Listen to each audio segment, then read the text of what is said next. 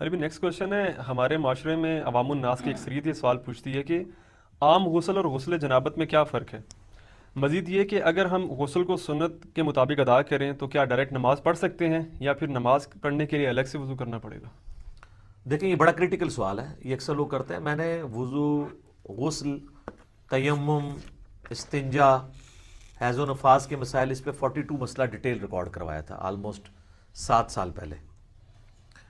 اس میں میں نے بتایا تھا سورۃ المائدہ میں سٹارٹ کے اندر ہی وضو کا طریقہ آیا ہے کہ چہرے کو دھویا جائے، اس کے بعد دونوں ہاتھ کونیوں تک، پھر سر کا مسا اور پاؤں کو دھویا جائے. بل یہ پاؤں کے مسے والا اختلاف بھی ہے اپنی جگہ. المصنف ابن ابی شیبہ میں موجود ہے کہ اکرمہ جو تابعی تھے ابن عباس کے شاگرد، وہ پاؤں پہ مسا بھی کر لیتے تھے. اس کو زیادہ جھگڑا نہیں بنانا چاہیے. تو یہ وضو کا طریقہ قرآن کے اندر ہے، بخاری مسلم میں درجنوں احادیث ہیں، بلکہ مسلم شریف کے اندر تو 1000 سے زیادہ احادیث ہیں وضو، غسل، نماز اور طہارت کے مسائل کے اوپر، 1000 سے زیادہ. لیکن یہ آپ کو کہتے ہیں جی وہ وضو کا طریقہ تو امام حنیفہ نے بتایا ہے، تو احادیث کے اندر موجود ہے. تو آپ بخاری مسلم دونوں میں حدیث موجود ہے کہ نبی علیہ السلام غسل کیسے کرتے تھے. امہات المومنین نے روایت کی ہے کہ نبی علیہ السلام جب بھی غسل جنابت کرتے تھے تو آپ علیہ السلام غسل کرنے سے پہلے استنجا کیا کرتے تھے. اس کے بعد آپ علیہ السلام زمین پہ ہاتھ مار کے مٹی لیتے تھے. اس زمانے میں ظاہر صابن تو نہیں ہوتا تھا، اور مٹی اس جگہ پہ ملتے تھے جہاں پہ مری وغیرہ لگی ہوتی تھی تاکہ اس کو صاف کرتے. ظاہر وہ سمپل پانی سے تو صاف نہیں ہوگی. اس کے بعد آپ علیہ السلام، بخاری مسلم کے الفاظ ہیں کہ نماز کا سا وضو کرتے تھے، کلی کرتے تھے، غرغرے کے ساتھ سنت ہے، ناک میں پانی ادھر تک چڑھاتے تھے. اور وہ ابو داؤد میں الفاظ موجود ہیں کہ اگر روزہ نہ ہو تو پھر تو آپ اوپر تک چڑھائیں، روزہ ہو تو آپ بس نارملی جتنے ہے پانی ہے. اس کے بعد چہرہ دھوتے تھے، نماز کا سا وضو کرتے تھے، پاؤں چھوڑ دیتے تھے. اس کے اندر ایک حکمت تھی، کیونکہ کیچڑ تھا، نیچے پانی جمع ہوتا تھا، اور اس زمانے میں لوگ شلوار نیچے سے نہیں پہنتے تھے، تہمت ہوتی تھی، نیچے سے پہنے تو کیچڑ پاؤں پہ لگ جائے. تہمت میں جو کر رہا ہے تو وہ تو اوپر سے پہن لے گا اور پاؤں اس کے کیچڑ والے ہوں گے. اور بخاری مسلم میں الفاظ ہیں نبی علیہ السلام باہر آ کے پاؤں دھوتے تھے. آج کل ایسا نہیں ہے. آج تو ہم اس اسماعی سے گزر نہیں رہے، ہم تو ٹائلز والے باتھ روم میں ہوتے ہیں، ساتھ ساتھ پانی بہتا رہتا ہے، وہ پاک ہوتا جاتا ہے، نکل جاتا ہے. ورنہ تو ہمارے لیے مصیبت ہو جائے، ہم پہلے تولیہ باندھ کے باہر نکلیں اور پاؤں دھوئیں اور اس میں وہ چھینٹے بھی نہ پڑے، پھر شلوار پہنے. اب تو یہ ضرورت ہی نہیں اندر ہی، تو آپ پورا وضو بھی کر سکتے ہیں. اچھا، چونکہ نبی علیہ السلام وضو کرتے تھے اور اس سے پہلے استنجے والی جگہ سب کچھ دھو چکے ہوتے تھے، اور اس کے بعد آتا ہے پھر آپ علیہ السلام 3 دفعہ جو وہ سر پہ پانی بہاتے تھے، دائیں طرف بائیں طرف. ذرا وہ غسل ہوتا تھا ایک برتن اور بالٹی کے ذریعے، تو وہ اسی طریقے سے ہی ہوگا. آج کل تو شاور ہے، مسئلہ ہی کوئی نہیں ہے. تو اس کے بعد آپ پاؤں باہر نکل کے دھوتے تھے، اور اسی وضو کے ساتھ، غسل کے ساتھ وضو بھی شمار ہو جاتا تھا. لیکن یہ اس صورت میں ہے جب غسل کے دوران آپ کے ساتھ کوئی ایسا معاملہ نہ ہو جو وضو کو توڑ دیتا ہے. اگر اسی دوران کسی کی ہوا خارج ہو جاتی ہے یا پیشاب کا قطرہ نکل جاتا ہے تو پھر وہ غسل کر کے نکلے اور کہ جی میرا وضو ہو گیا، تو اپنے آپ کو ہی دھوکہ دے رہا ہے. کیسے ہو گیا؟ اس کو تو پھر اینڈ پہ دوبارہ سے وضو کرنا ہوگا. یا اسی دوران اگر شرمگاہ کو ہاتھ لگ جاتا ہے، اگرچہ اختلافی مسئلہ ہے لیکن کبھی دلائل اسی طرف ہے کہ نیکڈ اگر شرمگاہ کو ہاتھ لگ جائے، یعنی ڈائریکٹ پردے میں حائل ہو کے لگے وہ تو کوئی مسئلہ نہیں، ڈائریکٹ لگ جائے تو اس کا وضو ٹوٹ جاتا ہے. تو اس میں بہتر یہی ہے کہ احتیاط اسی میں ہے کہ آپ اینڈ میں دوبارہ وضو کر کے ہی باہر نکلیں، کیونکہ بعض اوقات ہاتھ لگ ہی جاتا ہے اور اتنا دھیان بھی نہیں رہتا اس طرح کے معاملات میں. لیکن اگر یہ سارا معاملہ ہے تو کوئی مسئلہ نہیں ہے، پھر تو آپ کا وضو اور غسل اکٹھا ہی ہوگا، آپ کو دوبارہ وضو کرنے کی ضرورت نہیں ہے. مثلا آپ کو تالاب میں کوئی پھینک دے، دھکا بھی دے دے اور غوطہ بھی آ جائے تو ساتھ ہی سارا غسل اترے. سب سے آسان جو غسل ہے نا تالاب میں، 1 منٹ بھی نہیں چاہیے تالاب کا غسل کرنے کے لیے، آپ کو سیکنڈز میں غسل ہوتا ہے، کوئی پورا جسم دھل جاتا ہے. ٹھیک ہے. اچھا، اگلے زمانوں میں لوگ کپڑوں سمیت غسل کیا کرتے تھے، یعنی ایک لنگوٹا باندھ کے، پورا نہیں، جب کبھی اوپن جگہ پہ نہانا ہوتا تھا. آج کل بھی ایسے ہی ہوتا ہے. تو لیکن آج کل چونکہ باتھ روم ہے تو ہمیں ضرورت نہیں ہے. باقی دریا ایریا میں ابھی بھی آپ دیکھیں جوڑوں کے جو گیسٹ ہیں وہ لنگوٹا باندھ کے کر رہے ہوتے ہیں، وہ تو نیچے وہ باندھنا پڑتا ہے، ادروائز تو پھر ظاہر ہے وہ شرم و حیا والا ایشو ہو جاتا ہے.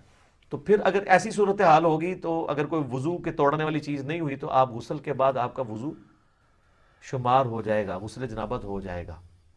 کئی شادی شدہ لوگ ہیں ان کو بالکل غسل کا طریقہ نہیں پتا، ٹھیک ہے، اور ان کو بالکل پتہ ہی نہیں. باقی رہا عام غسل بھی سنت کے مطابق ہی کرنا چاہیے.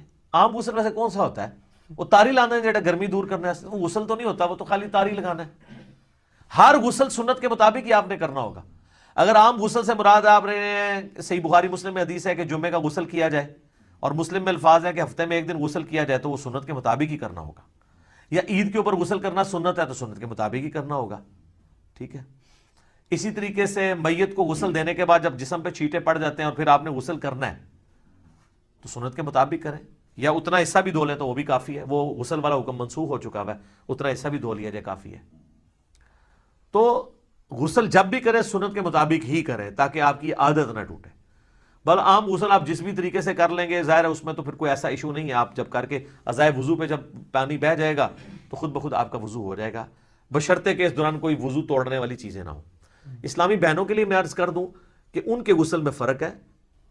صحیح مسلم کے اندر موجود ہے کہ اما عائشہ کہتی ہیں کہ نبی علیہ السلام جو حالت حیض میں غسل ہے نا، اس میں ہمیں حکم دیتے تھے کہ ہم بالوں کا جوڑا بھی پورا کھول کے نا، جو بنائی ہوتی تھی آپ نے چٹیا، اس کو کھول کے غسل کریں. لیکن جو عام غسل ہے غسل جنابت، اس میں آپ کہتے تھے بس اوپر سے پانی بہا لو تو کافی ہے، کیونکہ عورت کے لیے تو تردد ہے، اس کی تو کئی بالٹیاں سر پہ ہی لگ جائیں گی. اس زمانے میں تو پانی بھر کے لانا بھی ایشو ہوتا تھا. آج کل والا صاحب تو نہیں ہے، اٹیچ بات ہے اور اوپر جو ہے وہ آپ کا شاور چل رہا ہے. تو اسی والے سے وہ سیدہ عائشہ کے پاس کچھ تابعین آئے بھی تھے، وہ مانتے ہی نہیں تھے کہ جی آدھی بالٹی سے کیسے غسل ہو سکتا ہے. تو عائشہ ان کے سامنے آدھی بالٹی لے کے گئی، پردے میں موٹے کپڑے میں، اس وقت ظاہر ہے اٹیچ بات کپڑے والے ہی ہوتے تھے. ٹوائلٹس گھروں میں نہیں ہوتے تھے، گھروں کی چھت پہ ہوتے تھے یا باہر زمین میں، لیکن باتھ روم تو گھر کے اندر ہوتے تھے کیونکہ اس میں بدبو والا نہیں، پانی بہ جاتا ہے. وہ کہتے ہیں جی سیدہ عائشہ نے غسل کر کے دکھایا، بخاری مسلم میں آتا ہے. تو میں نے اس کو بھی جواب دیا تھا، وہ انہوں نے ان کے سامنے نہیں کیا، ان کا وہم نکالا ہے کہ دیکھو اندر ٹوٹی بھی کوئی نہیں ہے، میں یہ پانی لے کے جا رہی ہوں، اسی سے غسل کر کے نکلوں گی. تو وہ ان کا وہم نکالنے کے لیے تھا. تو یہ غسل اس صورت میں شمار ہوگا اس کے ساتھ وضو بھی، جب کہ وضو توڑنے والی کوئی چیز نہ ہو. تو ظاہر ہے اتنی احتیاط کے ساتھ، بعض لوگ تو بیچارے پوری احتیاط سے کرتے ہیں، اینڈ پہ جب وہ یعنی وہ کپڑے پہننے لگتے ہیں تو شرمگاہ وہ ہاتھ لگ جاتا ہے، تو پھر 0 پہ آ گئے، جیسے 99 پہ سانپ کاٹ گئے تو نیچے آ گئے. تو بہتر یہی ہے کہ تسلی سے کر کے نکلیں، بعد میں آپ وضو کر لیں، اور اس میں کوئی غلوب والا شمار بھی نہیں ہوگا. ظاہر ہے کہ آپ اس اعتبار سے کر رہے ہیں. اچھا یاد رکھیے گا، ایک مجھے ضمناً آیا، لوگ پوچھتے بھی رہتے ہیں غسل کن چیزوں سے ٹوٹتا ہے. غسل اسی صورت میں ٹوٹے گا جب شہوت کے ساتھ منی خارج ہوگی، یا میاں بیوی ازدواجی تعلق قائم کریں اور اس صورت میں چاہے منی خارج ہو یا نہ ہو. بس یہ 2 چیزیں ہیں جن سے غسل ٹوٹے گا، ٹھیک ہے. حیض والا تو عورتوں کا معاملہ الگ ہے. تیسری کوئی صورت نہیں ہے. بعض اوقات پیشاب کرتے ہوئے منی کے قطرے نکل جاتے ہیں تو وہ شہوت کے ساتھ نہیں نکلے، اسے ودی کہتے ہیں، وہ منی نہیں ہوتی، وہ غسل نہیں توڑے گی. اسی طریقے سے بعض لوگ بیچارے پہلے غسل سے پہلے وضو کرتے ہیں، اس کے بعد جب سر پہ پانی ڈالتے ہیں تو ٹھنڈک کی وجہ سے پیشاب کے قطرے نکل جاتے ہیں، وہ سمجھتے ہیں آپ پیشاب نکل گیا پھر دوبارہ سے غسل شروع کرنا ہے. نہیں، پیشاب نکلنے سے غسل تو نہیں ٹوٹا، وضو آپ کا ضرور ٹوٹ گیا. تو وہ وضو تو آپ نے ویسے بھی اینڈ پہ دوبارہ ہی کرنا ہوگا احتیاطاً. غسل آپ اپنا جاری رکھیں. غسل کے دوران پیشاب کرنے سے، ہوا خارج ہونے سے غسل جہاں تک پہنچا اس کو آگے ہی لے کے چلیں، پھر 0 پہ نہیں آپ نے آنا، کیونکہ وہ غسل نہیں ٹوٹا، آپ کا وضو ٹوٹا ہے. تو وضو تو آپ دوبارہ بھی کر لیں گے. غسل توڑنے والی چیز میاں بیوی کا ازدواجی تعلق ہے، خواہ اس میں منی ہو یا نہ ہو، اور یعنی نائٹ فال، یعنی منی کا شہوت کے ساتھ نکلنا، وہ نائٹ فال کے ذریعے ہو یا کسی اور غلط طریقے سے ہو، یعنی میں کوڈ ورڈز میں بات کر رہا ہوں، تو وہ غسل کو فرض کر دے گی. باقی اور کوئی چیز جو ہے نا وہ غسل کو فرض نہیں کرتی. تو یہ ایسے مسائل ہیں جو لوگ عموماً پوچھتے رہتے ہیں. تو آسان ہی معاملہ جی، آپ دین سیکھیں، دین میں آسانی ہے. تو اگر آپ بعد میں وضو کر لیں غسل کے بعد، اسی میں احتیاط ہے، بجائے اتنا اس طرح کر کے کان پکڑنے میں، آسانی اسی کے اندر ہے آپ کی. ٹھیک ہو گیا جی.